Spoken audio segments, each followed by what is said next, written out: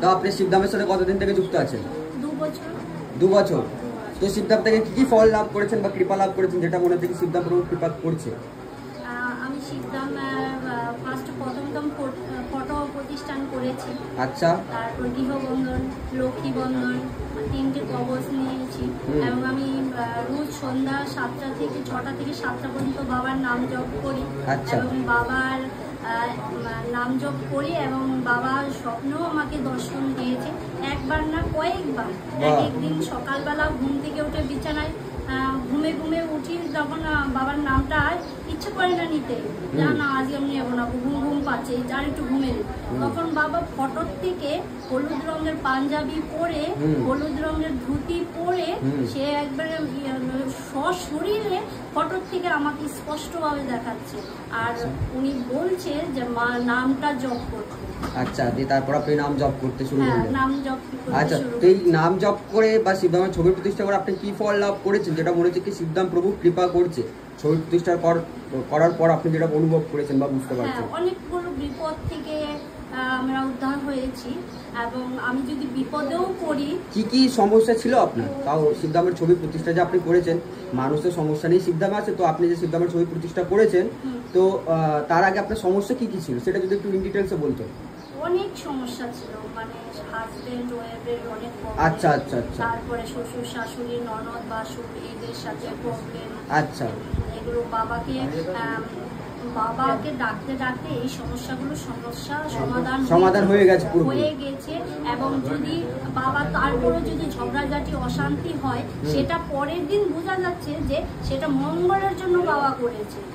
সেই ঝগড়াঝাটি সেটা পরে দেখা যাচ্ছে সেটা এতটাই ভালো করেছে, বাবা নিজেই চাইছিল এই ঝগড়াঝাটিটা হোক, পরের দিন সুন্দর সমস্যা হয়ে যাচ্ছে, সমস্যা সমাধান হয়ে যাচ্ছে। বাহ!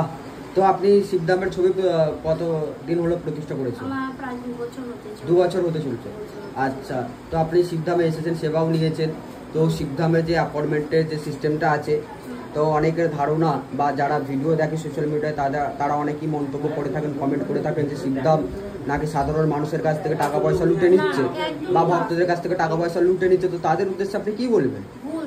যারা এরকম মানসিকতা নিয়ে, মানে আপনারা ফেক নাম্বারে কথা বলছেন বা এরকম কথা উল্টোপাল্টা কথা যারা শুনছেন, এগুলো ভুল। বাবা এখানে কোনো টাকা পয়সা নেয় না, শুধু গৃহবন্ধন আর লক্ষ্মী বন্ধন আর আমরা কবচ করে আছি, এটার জন্য সামান্য কস্ট, সেটা এইটুকুই নেয়। শিবধামের তরফ থেকে কোনো রকম চার্জেস নেওয়া হয়, যেমন হচ্ছে অ্যাপয়েন্টমেন্টের জন্য, ভিজিটিং চার্জেসের জন্য, কনসালটেশন চার্জেসের জন্য, এবং হচ্ছে ক্রিয়া করানোর জন্য বা দেহবন্ধন দেওয়ার জন্য, তেল জল পড়ানোর জন্য, এসবের জন্য কি শিবধামের তরফ থেকে কোনো রকম টাকা পয়সা নেওয়া হয়? আচ্ছা, তো শিবধাম থেকে তো সমস্যার কথা আগে থেকে বলে দেওয়া হয় এবং হচ্ছে সেই সমস্যার কি কি উপায় করতে হবে সেটাও বলে দেওয়া হয়, তারপর সেটা ভক্তদের ব্যক্তিগত ব্যাপার, সেগুলো তারা করবেন কি করবেন না, তাই নাকি? আপনি তো এসেছেন, আপনি 2 বছর ধরে শিবধামের সাথে যুক্ত আছেন, জুড়ে আছেন, আপনি এটা বুঝতে পেরেছেন হয়তো বা দেখেছেন হয়তো নিজের চোখে।